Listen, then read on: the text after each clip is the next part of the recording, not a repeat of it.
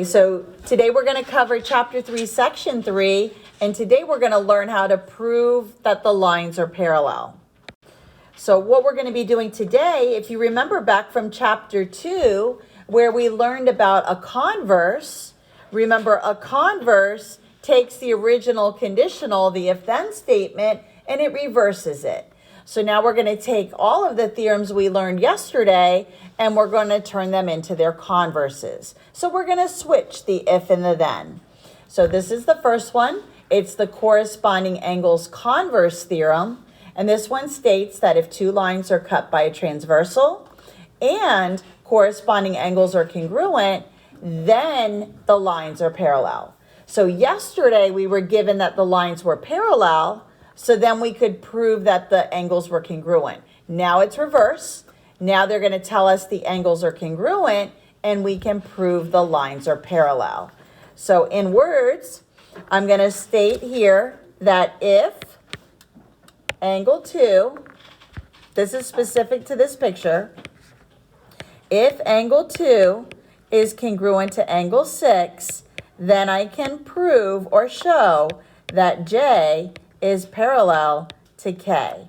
And I'm using, to make this statement, the corresponding angles converse. Two more theorems. These state, this is the alternate interior angles converse. So again, if two lines are cut by a transversal and alternate interior angles are congruent, then the lines are parallel. The next one, alternate exterior angles converse. If two angles are cut by a transversal and alternate exterior angles are congruent, then the lines are parallel. So I'm going to add in a picture here. Again, remember these are the converse. So these are showing that the lines are parallel, given that we've got these pairs of congruent angles. So let me go ahead and draw two parallel lines and a transversal. So here's my transversal. And then I'm going to draw in one line. I'm going to call this line P. Then I'll draw another one. I'm going to draw this line, call this line Q. I'm going to add in my angles. So angle 1, 2, 3, 4, 5, 6, 7, 8. Okay, so to demonstrate the alternate interior angles converse, what you would need to be given is that either angle 3 is going to be shown to be congruent to angle 6. And the statement you could make about that is if angle 3 is congruent to angle 6, then P is parallel to Q, because 3 and 6 are alternate interior angles. There's another pair of alternate interior angles in this picture. It's angles 4 and 5. So if angle 4 is shown to be congruent to angle 5, then I can state that if 4 is congruent to angle 5, then P is parallel to Q, and what I'm using is the alternate interior angles converse. Same picture, but now I'm going to label the exterior angles. So my alternate exterior, my first pair here, is going to be 1 and 7. So if I state that angle 1 is congruent to angle 7,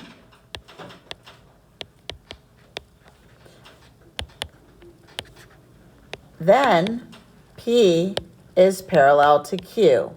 And what I'm using to state this is my alternate exterior angles converse. I also have one more pair. I've got angles 2 and 8, which are also alternate exterior. 1, 2, 3, 4. Notice I'm putting separate, different markings just so you can tell which ones I'm talking about. So angle 2, congruent to angle 8. Then you can prove that P is parallel to Q. This is the consecutive interior angles converse.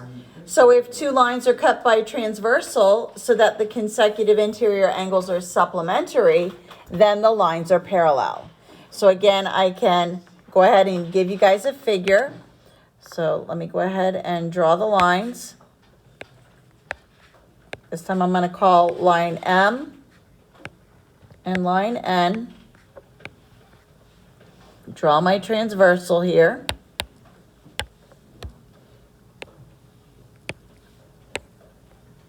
And I'm only going to label the interior angles because that's all I'm using.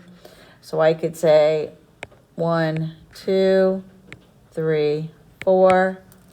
So if I give you measures on these angles, for example, if I tell you the measure of angle 2 is 110, and the measure of angle 3 is 70, because when I add those, they equal 180, so I could state that if angle 2 and angle 3 are supplementary, then M is parallel to N. So you would have to show that these are supplementary angles. And then you could prove the two lines are parallel. Again, never assume anything. You have to use these theorems to decide if they're parallel, if they're congruent, things like that. Remember, throughout the year, your figures are not drawn to scale. So even though it looks like it might be a small angle, like it's that 70, maybe you might think, well, it looks like it's a little bit bigger. You can never go by how big the figure is drawn. You're using the definitions, the rules, the postulates. So the figures are never drawn to scale. We have one more theorem before we start applying. All right, next. Transitive property of parallel lines. If two lines are parallel to the same line, then they are parallel to each other. So, for example, if I state, and I'm going to draw a picture for this as well, if J is parallel to K and K is parallel to L, then J is parallel to L. So you're going to see that this overlap here cancels out. So let me go ahead and draw this figure for you. So I'm going to draw 3 lines. And I'll label them as J, K, and L.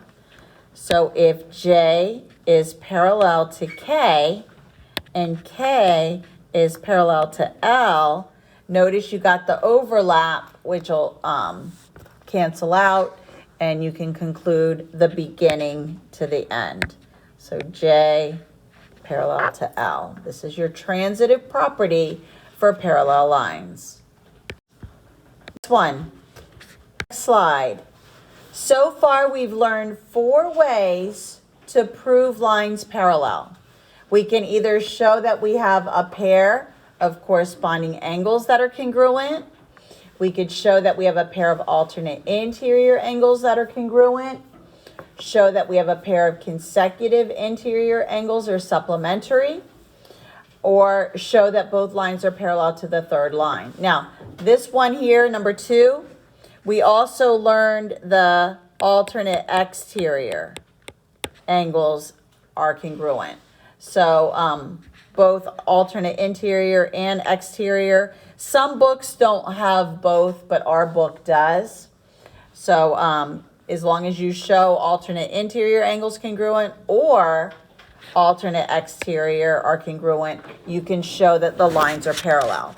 So obviously, these are going to be reasons in your proof, and these are all the converse of the theorems. We're going to learn one more in the next lesson about perpendicular lines. So it says, which segments are parallel? Now, let me add in a point here so I can help so you can name the angle. I'm going to add a point right here, and I'm going to call it point G. Now, we just saw on the previous slide that in order to prove the segments are parallel, we need to either show we've got a pair of alternate interior congruent, alternate exterior, corresponding, or that the same side interior are supplements. So I got lots of segments here. I've got AC, AD, BE, BF. So we need to figure out which ones are parallel, but at first glance, there are no numbers that are the same. But what if I add them? Yes? I just have a question. Why did you add point G? Because just to show you how I'm going to show which angles are congruent. All right, so now let's add and let's figure out the measure of angle CAB here. I'm going to add these together, and this is going to be 60 degrees. So the measure of angle CAB equals 60. And then I'm going to come over here. I'm going to add these, and this is going to be angle EBG. And this one's also going to be 60. So because angle EBG equals 60, and so does CAB, I've got some congruent angles here. I just now need to identify what kind of angles these are. Now, to help you identify where the parallels are and where the transversal is, realize that where this red line, if you were to continue it, it would overlap the blue. So the segment or the line where both colors are, that's going to be your transversal. So this is my transversal. So then the individual color lines, the blue one and the red one, these are the lines that are parallel. So we could say that because CAB equals 60 and EBG equals 60, and because these are corresponding angles that are congruent, my lines are parallel. Then line AC is parallel to BE. And the reason is the corresponding angles converse theorem. So the reason why I can state that they are congruent or parallel is because of my corresponding angles converse. It's very important that you use the word converse. If you just said corresponding angles theorem, it would be wrong. Yes. It helps you to see and maybe pull this figure apart. What we're talking about here is this transversal, and then the red line, and then the blue line, and then these are the two angles we're referring to, and notice those are corresponding. So if it helps you to pull it apart, maybe trace over it. And again, if it helps you to draw the box around it, you see how they're both located in that upper right. It might be also a good way to remember corresponding same side of the transversal. One is inside the parallel lines, one's outside, but they can't be adjacent. It says, what value of X makes AB parallel to CD? So remember, yes? It would be 50 degrees. Perfect. All right. So in order to show lines are parallel, I need to realize that I have some congruent angles here. So in order, I notice I have a right angle mark here. So this is also a right angle because these are corresponding angles. So what I would do here is X plus 40 equals 90, subtract 40, and X has to be 50 degrees. Now, obviously this was one you could have done mentally, but if there were more things happening to that X, you would definitely have to show me the equation. So I can tell that these lines are parallel, and again, because I've shown that the corresponding angles are congruent, the lines are parallel. So again, this is your corresponding angles converse that I just used. In the next lesson, again, we're going to talk about perpendicular lines. So that would be another theorem that we could use instead of the corresponding angles converse here. Okay, it says find the value of x and y that makes j and k parallel, and L and T parallel. So we're looking to make LT parallel, L and T parallel. So go ahead and add an arrow. And then I'm also looking to make J and K parallel.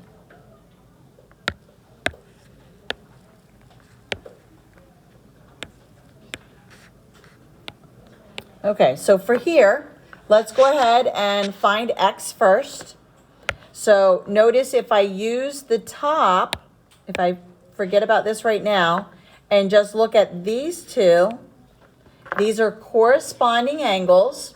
So I'm going to set them equal to each other, and I'm going to solve for x. So let me get rid of the scribble. So I'm setting these two equal to each other. So 3x equals 60. Divide by 3, and x equals 20. The reason why I did this, I used the corresponding angles converse.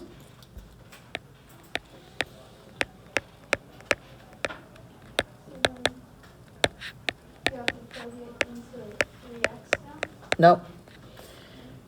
Because I just want to find the value of x. I don't need the angle, because that angle is 60. Oh, okay, so this is kind of.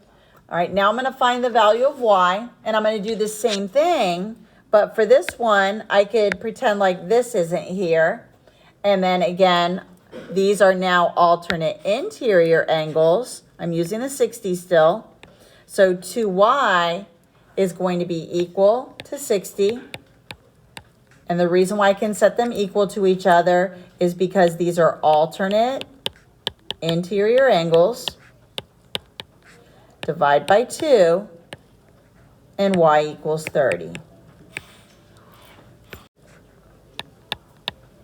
Alternate interior converse. Because those angles are congruent, the lines are parallel. One last example. We have a snake pattern. So they've taken this piece of the picture of the snake, and they've enlarged it. So I'm going to zoom in here. Notice in the picture here, they're showing these angles are congruent. So in order to show that these sides of the picture are parallel, what kind of angles do I have here, Sachin? Alternate interior angles, and we can tell that they're parallel by using the alternate interior angle converse theorem. Perfect. So these sides of the diamondback snake are parallel because we do have a pair of alternate interior angles that are congruent. And like Sachin said, we're using the alternate interior angles converse. So here, if alternate interior angles are congruent, then the lines are parallel.